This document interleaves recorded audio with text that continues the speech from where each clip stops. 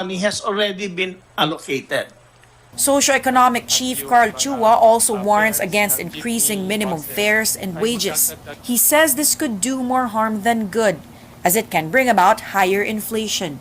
We should be concerned not only for one sector or one type of worker. Dapat po lahat po ay concern po natin. As for affected employees, the Labor Department is proposing to spend 24 billion pesos to provide a 3-month subsidy.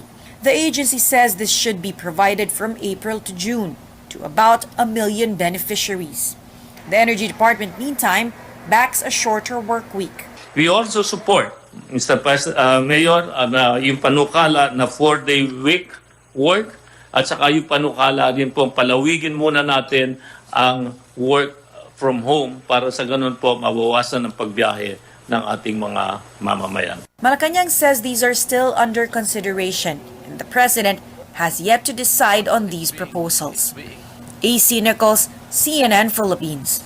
A number of jeepney drivers and operators finally received the 6,000 peso fuel subsidy. Transport groups FEDJADAP and Top tell CNN Philippines the amount was credited to some of their members' Pantawid Pasada cards beginning yesterday. Hapon na po nung nag-isip po sila sa bangko, meron na naman po pumapasok mangilan-ngilan. Sa Laguna po at Batangas, halos 50% plus na po yung nakatanggap. Sa La Union, medyo marami-rami na, at saka dito sa Pangasinan, sa Dagupan, at saka doon sa Ilocosur, mayroon na rin, at saka doon sa Baguio, mayroon na rin. Of the 2.5 billion peso cash aid, a bulk or 1.75 billion pesos will go to those with government permits, including drivers of PUVs, taxis, and TNVS. Tricycle drivers will receive 625 million pesos and delivery service riders 125 million, but they will have to wait a little longer. The Interior Department has given local governments until March 19th to submit their list of tricycle drivers to be forwarded to the LTFRB. The regulator is also waiting for the list of delivery service riders from the Trade Department. May pinila pa na kami, nagpasa na, hinintay lang namin. Kung ano po ibibigay po sa amin, tatanggapin po namin ng bukas sa kalooban po namin yun. Sana lahat makatanggap. Pwede pong bigyan kami ng discount sa gasolinahan po, ganun po. Makakatulong na po sa amin. While other drivers are still waiting for their fuel subsidy, here's some welcome news. Energy officials and an oil industry source say Filipinos can expect a pump price rollback next week. Chrissy Di Matulak tells us by how much. After 11 weeks of consecutive oil price hikes, relief may just be around the corner for public transport drivers. The Energy Department says a price rollback is most likely to happen soon. Mas maganda kung bababa nila yung diesel kasi masyadong mahirapan yung mga driver eh.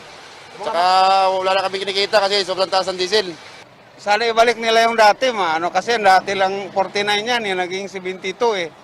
In an interview with CNN Philippines, the DOE said some events across the globe will likely cause a dip in crude oil prices. These include a reduced demand from China, and Ukraine stepping back from its plan to join the North Atlantic Treaty Organization, reducing tensions with Russia.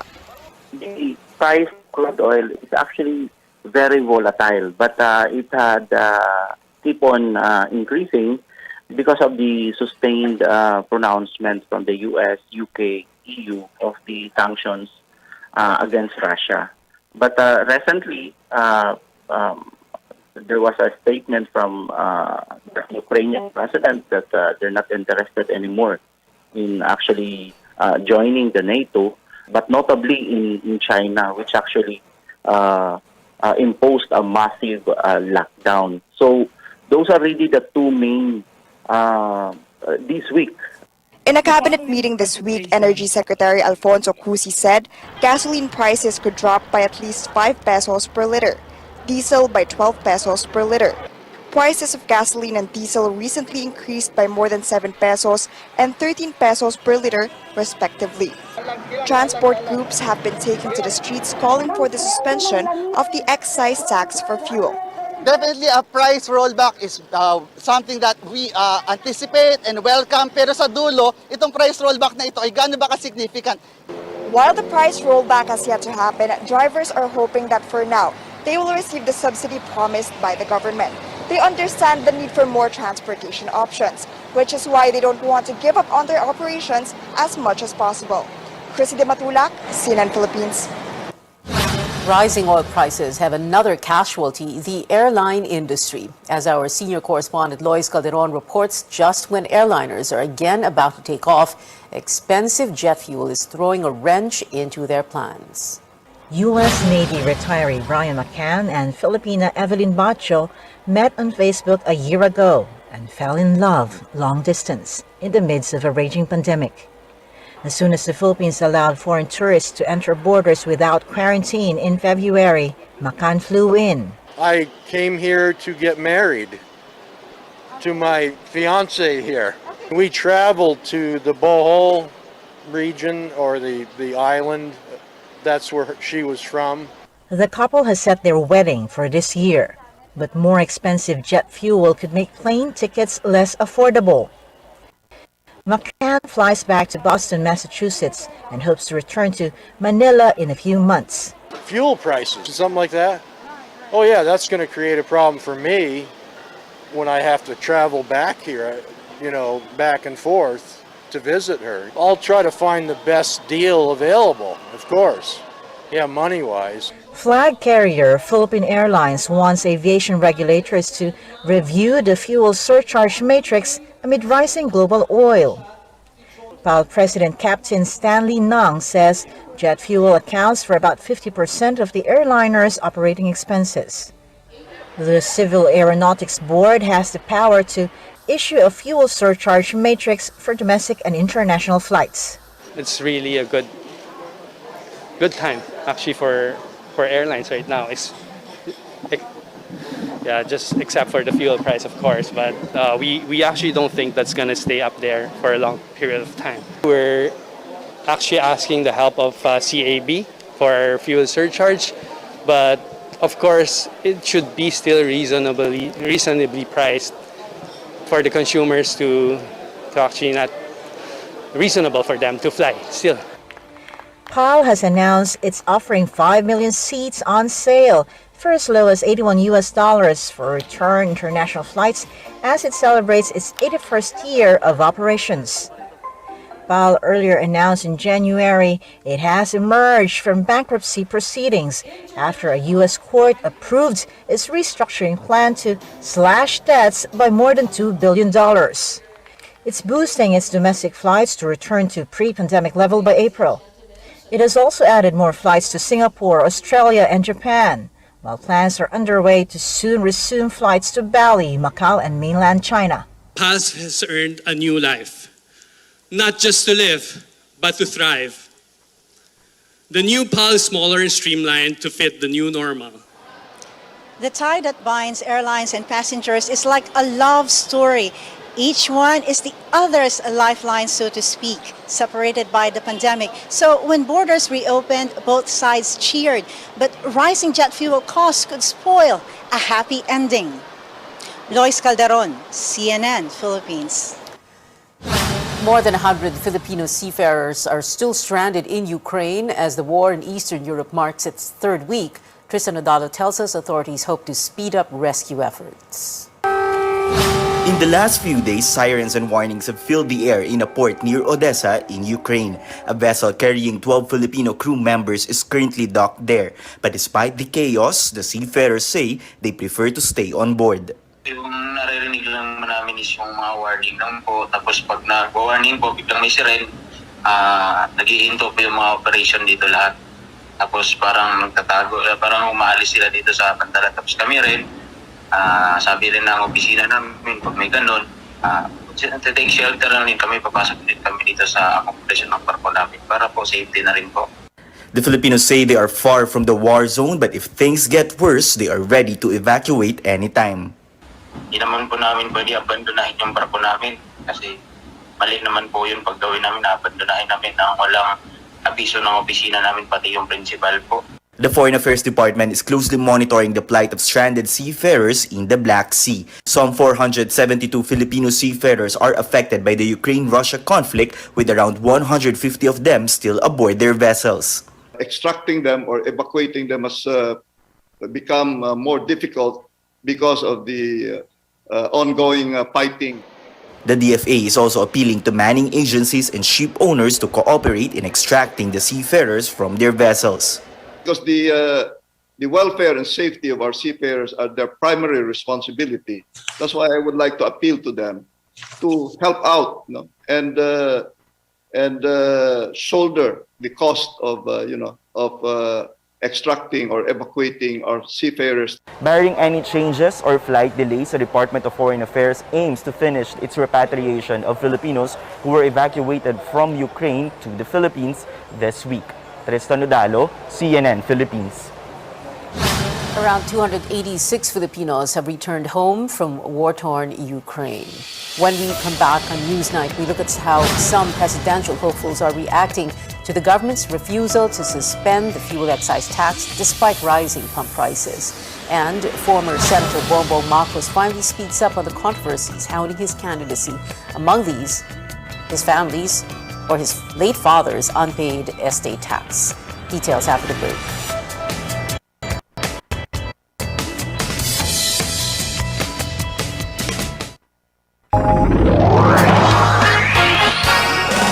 RPN DXKP Pagadian, ang inyong Radyo Ronda. RPN Radio Philippines Network. Radio Philippines Network. Live to the world, pinaagi sa FB page, karon mag-download na.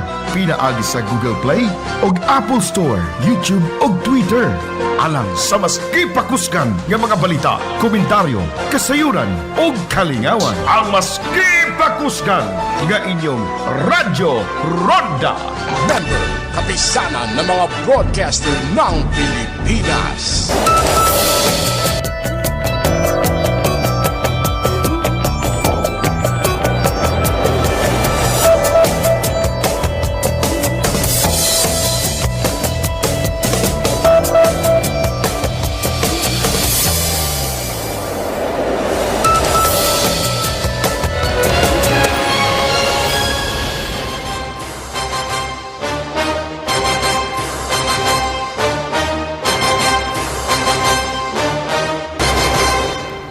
Welcome back. Again, our top story, the government will retain the fuel excise tax despite rising oil prices. President Duterte also approved his economic team's recommendation to provide monthly unconditional cash transfers of 200 pesos to poor families for a year. As George Cahilas tells us, at least one presidential candidate is against these measures. For Panfilo Lacson, the administration should reconsider maintaining fuel excise tax. Lacson says he recognizes possible revenue losses in suspending the tax, but adds the public needs immediate relief from skyrocketing fuel prices. He adds the government can do more than just provide a monthly cash assistance to poor families. Hindi naman natin sasabing pag suspend forever or suspended forever. Ang sinasabi natin, temporary. Kung ilang months itong nangyayaring walang tigil ang taas, pwede naman taasan yung threshold. Yun ang aming recommendation. Against 200 per month, napakaliit. Hindi kakayanin yun. Hindi makakasapat. On the other hand, Bongbong Marcos agrees with keeping the fuel excise tax. He even proposes the return of a general fuel subsidy carried out during the term of his late father, the Oil Price Stabilization Fund. Kung bumibili tayo ng langis, ng isang, whatever the price is, $100, whatever it is then some of that increase will be covered by the oil subsidy. So that kung may increase man na umabot pa sa tao, ay maliit na lang. At dahan-dahanin natin. At yun ang palagay ko support. At mararamdaman niya ng lahat ng tao. Hindi lamang yung nakalista dun sa ayuda, sa IX or whatever. That's my thinking there. In the meantime, Faisal Mangondato calls for a once-a-week private car holiday. Maganda po yung isang araw na walang lalabas na sasakyan ng mga pribadong mga Pilipino Yan po dapat magkaroon tayo kung tayo ay totoo na mayroon tayong disiplina sa ating sarili at mayroon tayong spiritual formation bawat isang tao. George Cahiles, CNN Philippines. Presidential candidate Bongbong Marcos is leaving the issue of his late father's estate tax that the family needs to settle up to lawyers, but not without saying, quote, there is plenty of fake news involved. Now that's after the political party of Isko Moreno brought up the controversy, Rex Remigio reports. Bongbong Marcos has not granted interviews with the media before or after his campaign activities recently. But in a turnaround, the presidential candidate discusses in an online media forum a number of issues facing him, including his family's unsettled estate taxes worth more than 200 billion pesos. Well, there's a lot of fake news involved there. Let's leave it to the lawyers to discuss it. Because the so-called facts that they quote are not facts at all. They are just presumption. While calling the tax information as presumptions, Marcos at the same time says he is not familiar with his cases. He adds he will follow the court decision. In 1997, the Supreme Court ruled that the Marcos family must settle unpaid estate taxes. Hours after Marcos's appearance in the forum, the Acción Democrático Party of another presidential candidate, Isko Moreno, shows a letter supposedly from the Bureau of Internal Revenue. The BIR said it sent a written demand to the Marcoses in December 2021 regarding their tax liabilities. We have received a copy of a letter of Commissioner Dulay ng BIR na sinulatan sila noong December 2, 2021 na sinisingil na ng buwis ang pamilya Marcos sapagkat ito raw ay marapat lamang na mapunta na sa gobyerno. Now, if that is the case, this is a very good asset. Malaking pera ito, 200 billion na pwede natin ipang-ayuda sa tao. CNN Philippines is trying to get the Marcos camp's response to the letter shown by Acción Democrático. Rex Remigio, CNN Philippines. The Commission on Elections is set to look into the reported distribution of cash envelopes during the campaign of Bongbong Marcos and Sara Duterte in Nueva Ecija yesterday. COMELEC Commissioner George Garcia said he would bring up the issue where supporters reportedly received 500 pesos after the campaign rally outside the governor's residence in the town of Santa Rosa. Some supporters say they did not know where these envelopes came from and for what purpose. Marcos's party, the Partido Federal, says it will check what happened and that it rejects vote buying. The spokesperson of Vice President Leni Robredo says she will be thankful if President Duterte openly endorses her as his successor. That is, if the endorsement is not a transactional agreement. In other words, it's not an endorsement in exchange for something else. It's not to say that she will actively seek it or court the endorsement. But if it's given freely, then she will be thankful for it. Obviously, this is an election, and in an election, if somebody comes forward and says, "I'm going to support you," then the response is thank you, and then and move on. Still on the elections, COMELEC grants the request of Robredo's lead counsel to conduct a random sampling of ballots for the May polls. The 7-member en banc has agreed to let political parties and representatives of candidates pull 3 to 5 ballots meant for each city or municipality, following the plea of election lawyer Romulo Macalintal. Process is scheduled for next week. Yan po ay mga reasonable na pakiusap at dapat po ay pinagbibigyan upang maging transparent, maging accountable ang lahat ng ginagawa natin dito. Kinakailangan makita natin na yung mga produkto na ginagawa natin dito, mga balota, ay sadyang tama, sadyang magagamit natin sa araw ng eleksyon at sadyang bagay doon sa ating mga vote counting machines. COMELEC also gave a walkthrough of the ballot printing process Tuesday as groups criticized the poll body for supposed lack of transparency.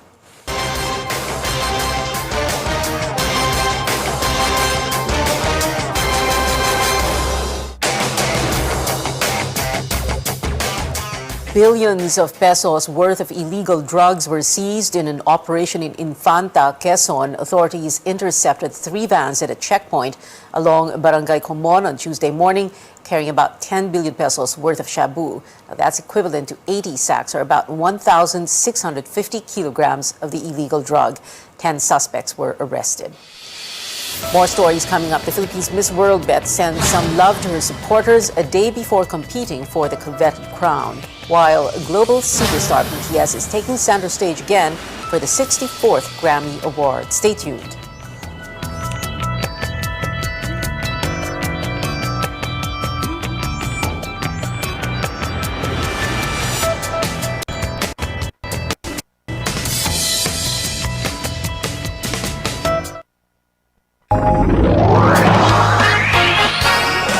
RPN DXKP Pagadian. Ang inyong Radyo Ronda. RPN. RPN. Radio Philippines Network. Radio Philippines Network. Live to the world. Pinaagi sa FB page. Karon, mag-download na. Pinaagi sa Google Play o Apple Store, YouTube o Twitter. Alang sa mas kipakuskan ng mga balita, komentaryo, kasayuran o kalingawan. Ang mas kipakuskan ng inyong Radyo Ronda. Member, kapisanan ng mga broadcaster ng Pilipinas.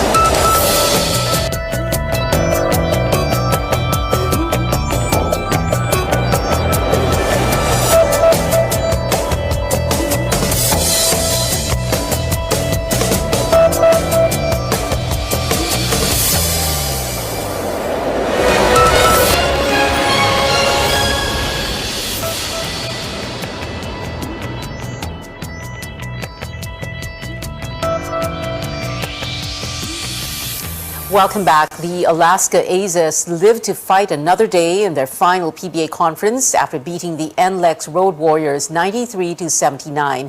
It was a rocky start for the Aces in their quarterfinal match, but they caught the lead in the second quarter. Alaska is vying for a playoff spot to eventually grab their last PBA championship with the Governor's Cup. Last month, Alaska announced that this would be their last season after almost 4 decades. We have less than 2 months until the Southeast Asian Games. Pauline Versosa tells us how the country's top spikers in beach and indoor volleyball will prepare overseas. Intensive training camps set in different parts of the globe await the country's national volleyball teams as they gear up for the 31st Southeast Asian Games. This time, the Philippine squads will be setting up camp outside the usual Asian borders.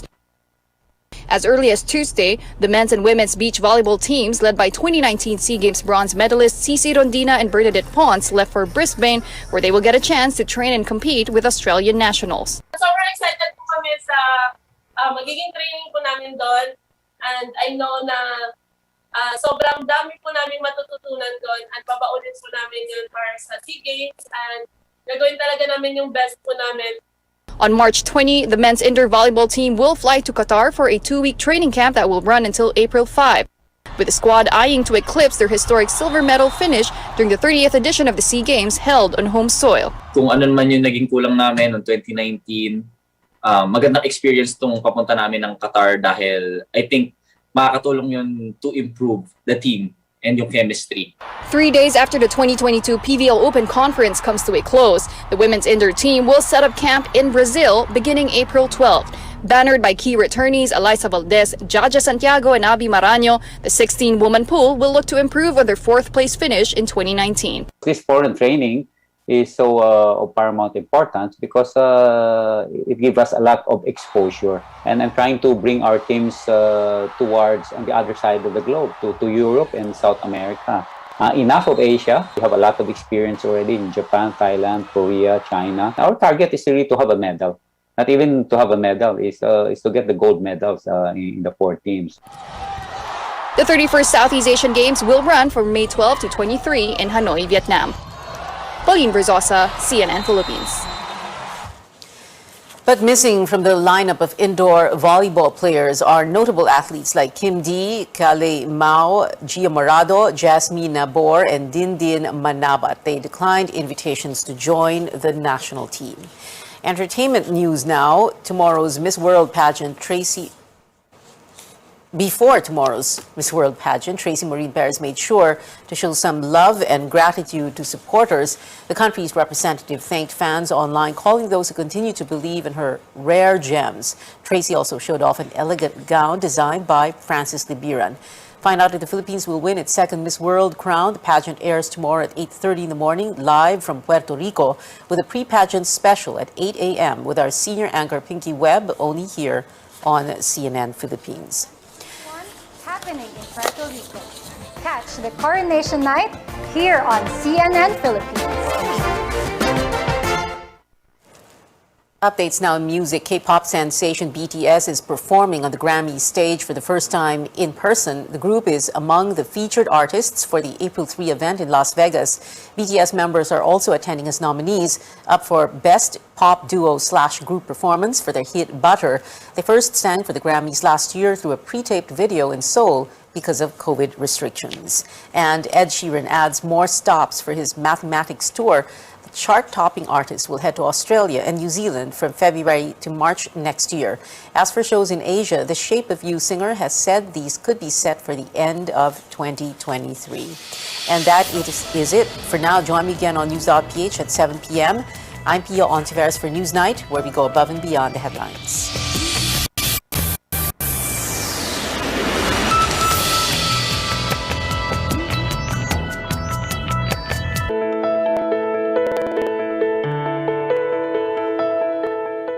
Sedentary living due to pandemic restrictions is leading to lifestyle diseases. For instance, people working from home are becoming less physically active and binging more on snacks that are higher in salt, fat, and unwanted sugar. One common condition resulting from these behaviors is hypertension, and one of the most dangerous and also one of the conditions. That is why it's called the silent killer, but it doesn't have to be. I'm Dr. Freddy Gomez, and we'll bring you the knowledge and care you need, especially in this time of COVID-19. You're watching MedTalk Health Talk on CNN Philippines.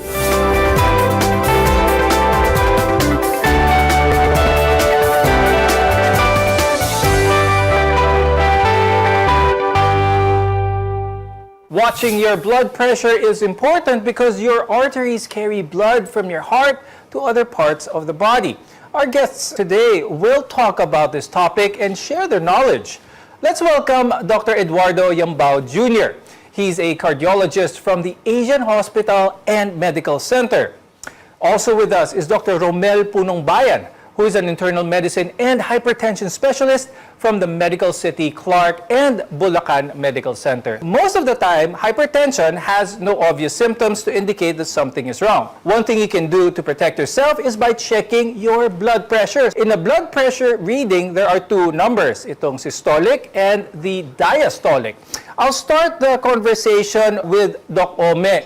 Please explain what this means and ano ba yung normal BP range na dapat makita natin? The normal BP that we have to really attain is 120/80 and below. However, the technique of taking your blood pressure is really crucial. So if you do your blood pressure taking in a public place, probably you can have an inaccurate blood pressure reading.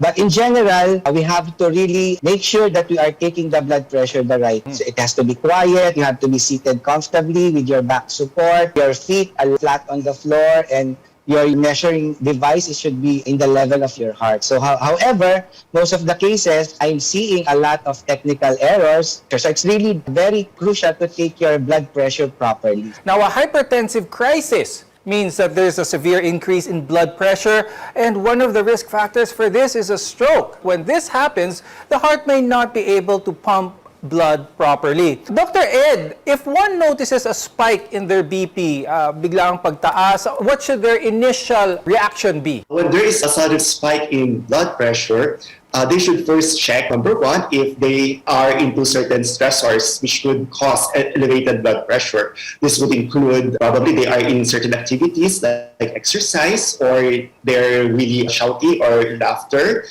or they may have a recent intake of food that may elevate your blood pressure, like salty food or foods high in fat or caffeinated drinks. After ruling this out, they have to also make sure that they properly took their medications. But if the blood pressure is still on the high side, then they might need to immediately sought consult with their attending doctor, or if it doesn't really go down, they should go to the emergency room. Now, hypertension is one of the leading causes of illness and of premature death here in the Philippines. The usual suspects that may cause this are the food we eat. In the Philippines, we love to eat fatty and oily food such as adobo and sisig, which can contribute to an increase in someone's blood pressure. Dr. Ome, aside from a person's diet, what are some of the risk factors for hypertension? Actually, the more common really risk factor for hypertension is number one, genetics. Then the more popular ones are alcohol intake, smoking, being sedentary or doesn't have any physical activity. Even obesity and diabetes mellitus are the more common risk factors for hypertension. We already know that smoking is bad for our lungs, but it also increases our risk for heart disease as well as hypertension. Dr. Ed, explain naman natin yun. How does this happen naman? Why is smoking always the culprit sa lahat ng mga masamang bagay sa katawan? The nicotine in the cigarette can cause the blood vessels or the tubes that carries blood in the body to weaken, or they become narrow also. The nicotine also leads to faster heartbeat, and this all leads to an elevated blood pressure. That's why if we will quit smoking, the blood vessels will improve, the blood pressure decreases, and the risk for heart disease or heart attack will also decrease. Now, aside from smoking, drinking too much alcohol can also increase our blood pressure to unhealthy levels. Having more than 3 drinks temporarily increases the blood pressure, but repeated binge drinking can lead to long-term increases. How does alcohol affect someone's blood pressure? When a person drinks alcohol, so usually the heart rate increases because it excites our body. And with the increasing heart rate, there would be a concomitant increase in blood pressure. And if there would be a constant exposure to this increase in heart rate, then patient would eventually have long-term hypertension and would not just be a situational increase in blood pressure. Earlier, you mentioned that one of the really significant factors sa hypertension ay ang genetics or napagmamanahan ito. Now, if someone has a strong familial line of hypertensive parents, grandparents, whatnot, what can they do about this? Since the genes are unmodifiable, so we cannot modify the genes, what we can do is just to delay the onset of your hypertension. So there have been a lot of genes related to hypertension, and definitely 30 to 60% of hypertensives are still the hereditary ones, the inherited ones. We call it the primary or the essential hypertension. Mm-hmm. So technically, what we can do is just to delay by modifying our lifestyle. Now, people with high blood pressure puts themselves at higher risk for COVID-19 due to their weaker immune system. Doc Ome, what can people with hypertension do to protect themselves from coronavirus, since it's still with us up to now? Hypertension will, with the implication of your ACE2 receptors and the abnormalities in your renin-angiotensin system and some other receptors like your toll-like receptors, which is responsible for inflammation. Hypertensive patients are really at risk for acquiring the COVID virus. So what they can do is to just continue their medication so that their blood pressure is within normal levels.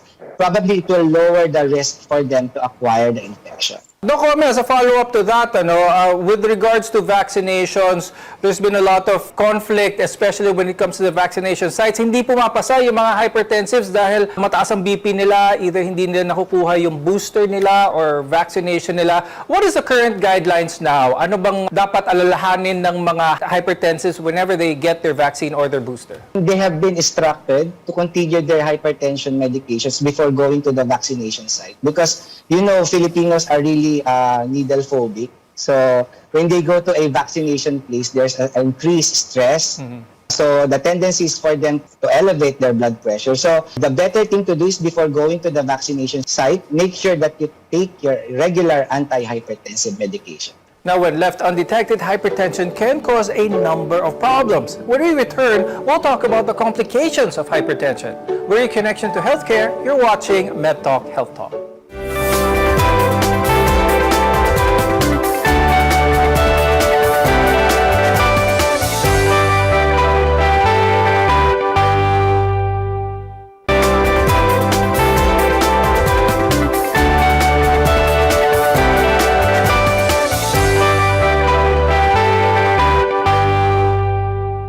High blood pressure can silently damage the body for years before showing any symptoms. Uncontrolled high blood pressure can cause disabilities, poor quality of life, or even a heart attack. I'm Dr. Freddy Gomez, and you're watching MedTalk Health Talk. We're together in health.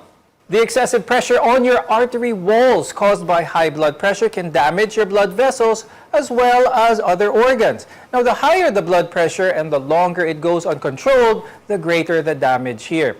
Now, Dr. Ed, what are the most common complications that are caused by consistently elevated, uncontrolled high blood pressure?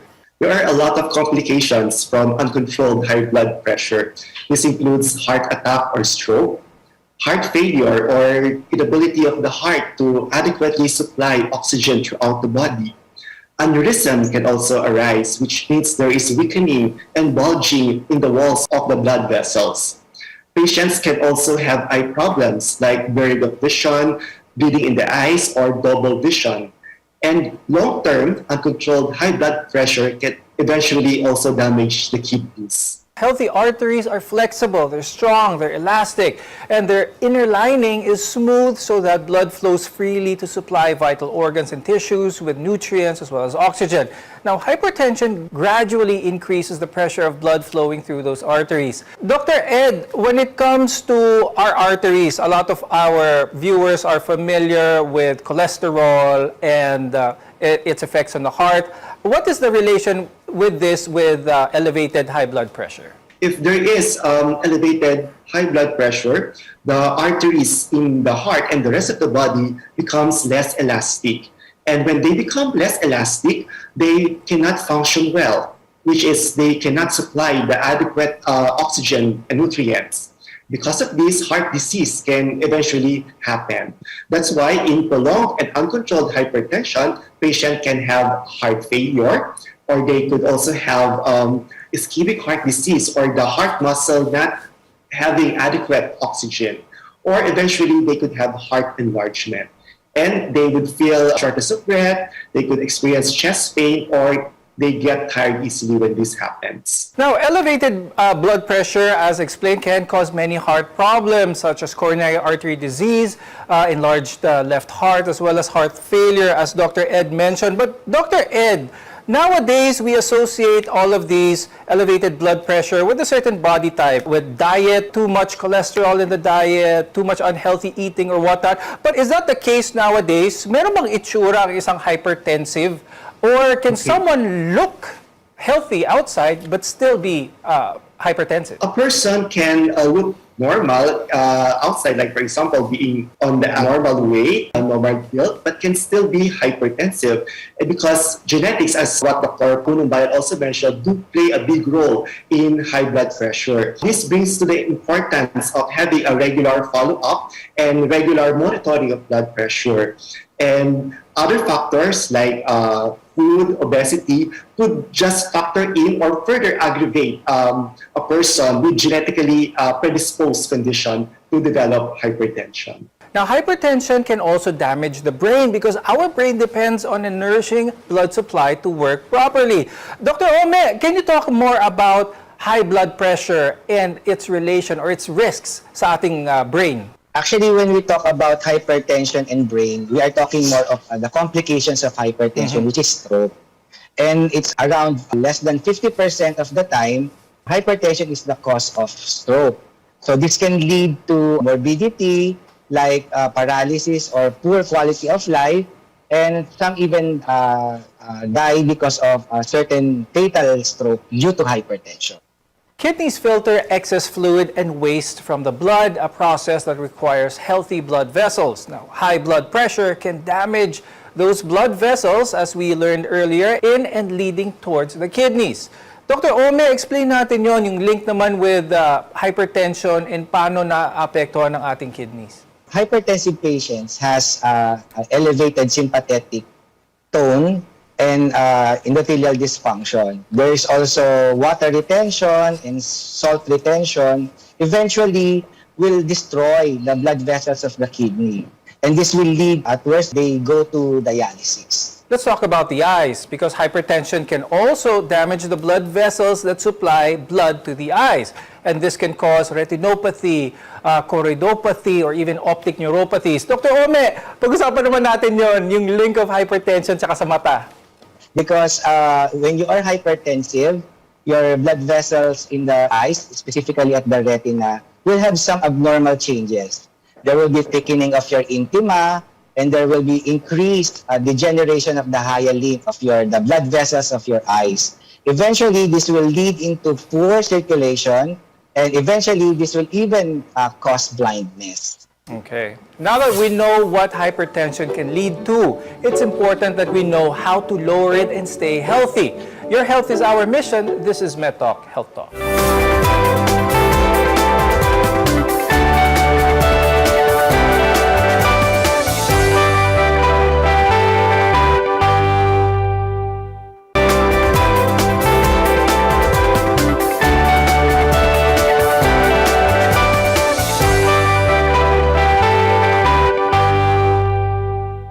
If you've been diagnosed with hypertension, you might think about taking medications to bring your numbers down.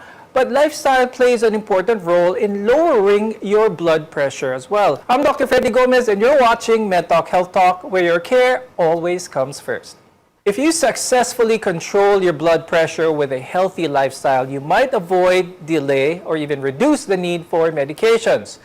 Dr. Ome, what lifestyle changes should one make to lower their blood pressure? Diet and lifestyle really has a great impact on the blood pressure. So we have to have a regular exercise, not being sedentary. So at least it's more of most days of the week, at least 30 minutes moderate intensity cardio or aerobic exercise. And definitely we should have a good diet. Specifically, we call a good diet diet approach to stop hypertension. This is composed of whole grains, vegetables and fruit, less of saturated fat and trans fat, high in potassium, and definitely low in sodium. This is a great way to lower your blood pressure as much as 10 millimeters mercury on your systolic blood pressure. Having high blood pressure typically shows no symptoms, which is why it is important to have yourself checked regularly by a medical expert. But home monitoring can also help you keep tabs on your blood pressure and if certain lifestyle changes are working. Now, make sure to talk to your doctor before you buy a gadget for home monitoring of your blood pressure.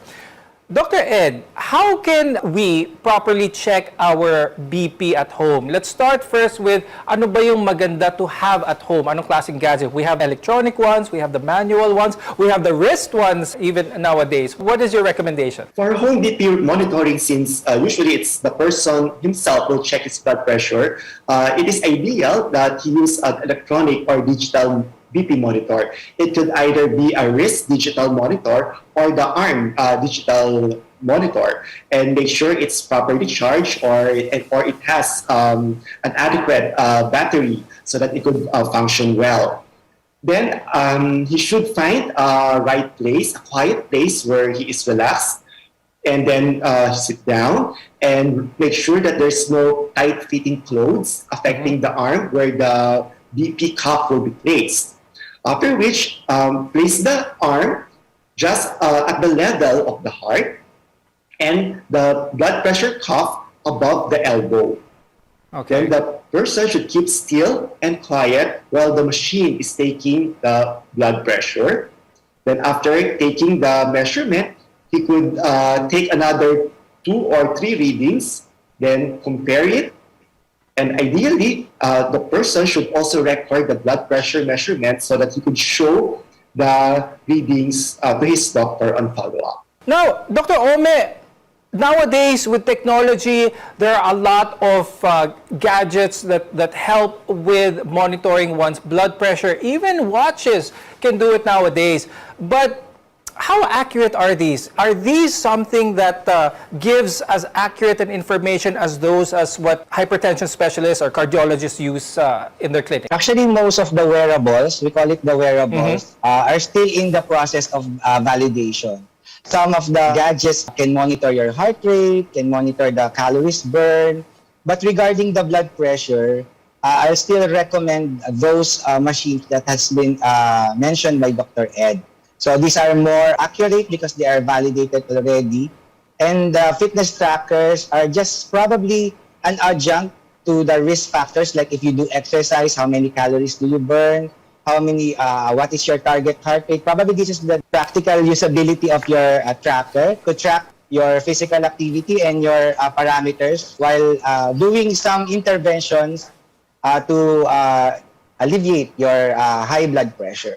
Now, this discussion was indeed very helpful. And with that, I'd like to thank cardiologist Dr. Eduardo Yambao Jr. and hypertension specialist Dr. Romel Punongbayan for sharing your expertise with all of us today. Hypertension may be the silent killer, but it can often be prevented or reduced by eating healthy, maintaining proper weight, regular exercise, and not smoking. We want to be your partner for a lifetime of good health. I'm Dr. Freddy Gomez, and this is Med Talk Health Talk.